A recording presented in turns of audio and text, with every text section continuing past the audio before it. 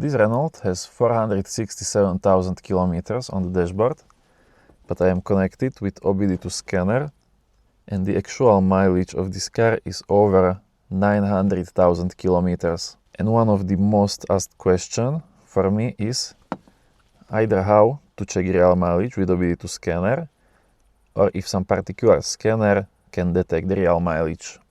And in this video I will explain both and why it is hard for me to answer.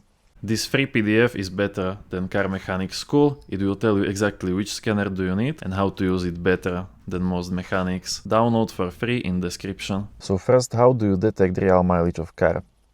You have to go inside. Here, when you connect to car, you can select different control modules with any of full system scanners. And to check real mileage, you have to go into every control module, because there is not one common place where you would find mileage. You need to check all of the control modules, live data, and if you are lucky, in some control module, you will find the mileage value.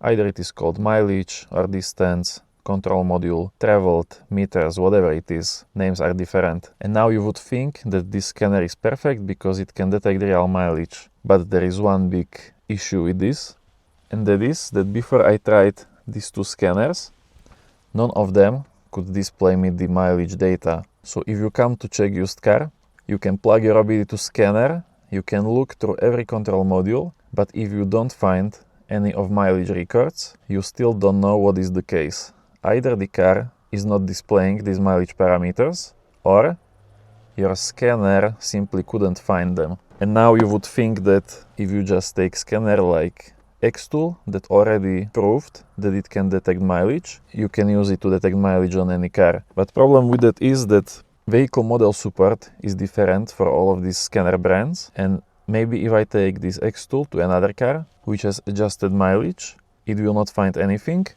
but then one of these scanners that was not successful here will be able to find something.